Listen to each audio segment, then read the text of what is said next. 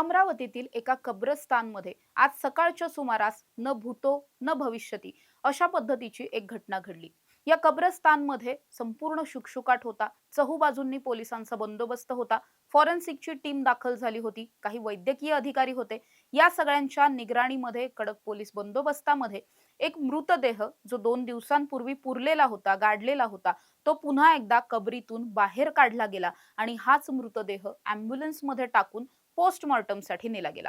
आता मुळात या मृतदेहावर 2 दिवसांनंतर पोस्टमॉर्टम करण्याची गरज का पडली? मृतदेह कबरीतून बाहेर का काढावा लागला? हा मृतदेह कुणाचा आणि या व्यक्तीबरोबर नेमकं काय घडलं होतं? हे सगळंच जाणून घेणार आहोत। नमस्कार, मी समृद्धी आणि तुम्ही पाहताय टॉप न्यूज मराठी।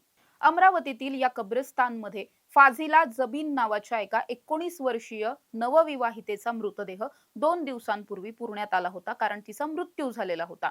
मात्र तिचा मृत्यू झाल्याच्या नंतर तिचा हा जो काही मृत्यू आहे हा नैसर्गिक नसून हा संशयास्पद मृत्यू आहे आणि तिच्याबरोबर नक्कीच काहीतरी अनुचित घडलेलं होतं। कदाचित तिचा खून झालेला आहे असा दाट संशय तिच्या कुटुंबियांना आला आणि त्यामुळे या प्रकरणामध्ये गुन्हा दाखल झाला आणि 2 दिवसांच्या नंतर हा मृतदेह बाहेर काढण्यात आला। आता मुळात घडलेलं असं होतं की फाजिला हिचा जानेवारी महिन्यात म्हणजे अगदीच 4 महिन्यांपूर्वी नागपूरच्या एका तरुणाबरोबर विवाह झाला। जेव्हापासून या दोघांचं लग्न झालं तेव्हापासून तिला सासरच्या मंडळींकडून प्रचंड छळाला सामोरं जावं लागत होतं। सातत्यानं तिला मानसिक आणि शारीरिक त्रास दिला जात होता। या सगळ्यामुळे ती प्रचंड फ्रस्ट्रेट झालेली होती। ती स्वतःच्या अक्षरशः जगण्याला कंटाळलेली होती। ती वारंवार आपल्या माहेरच्या मंडळींना हे सगळं सांगायची।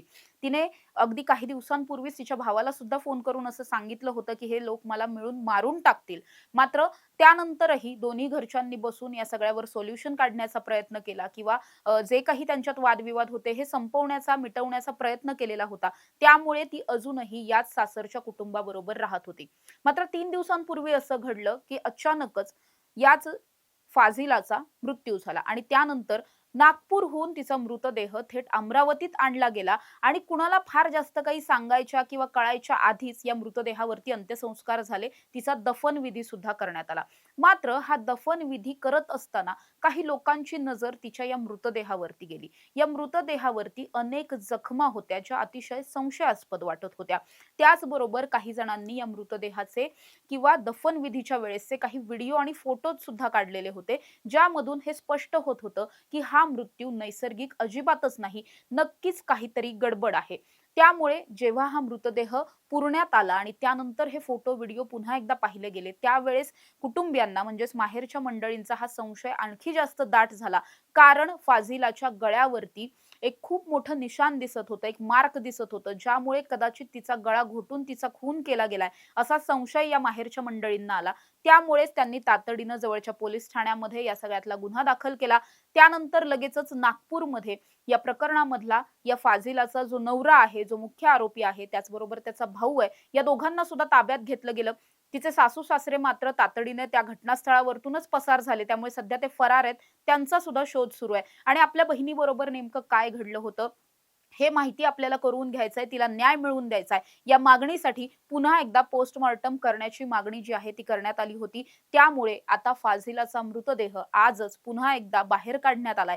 या मृतदेहाचं पोस्टमॉर्टम केलं जाणार आहे आणि कदाचित ते इन कॅमेरा केलं जाण्याची शक्यता आहे। तिच्याबरोबर नेमकं काय घडलेलं होतं, हा नैसर्गिक मृत्यू आहे की तिच्याबरोबर आणखीन काही घडलेलं होतं, काही अनुचित घडलं होतं, हे सगळंच अमरावती पोलिसांकडून आता शोधलं जाणार आहे आणि या सगळ्या तपासात नेमकं काय समोर येत आहे हे पाहणं महत्त्वाचं असणार आहे। अशा ताज्या आणि महत्त्वाच्या बातम्यांसाठी तुम्ही पाहत राहा टॉप न्यूज मराठी। आपला महाराष्ट्र, आपली बातमी।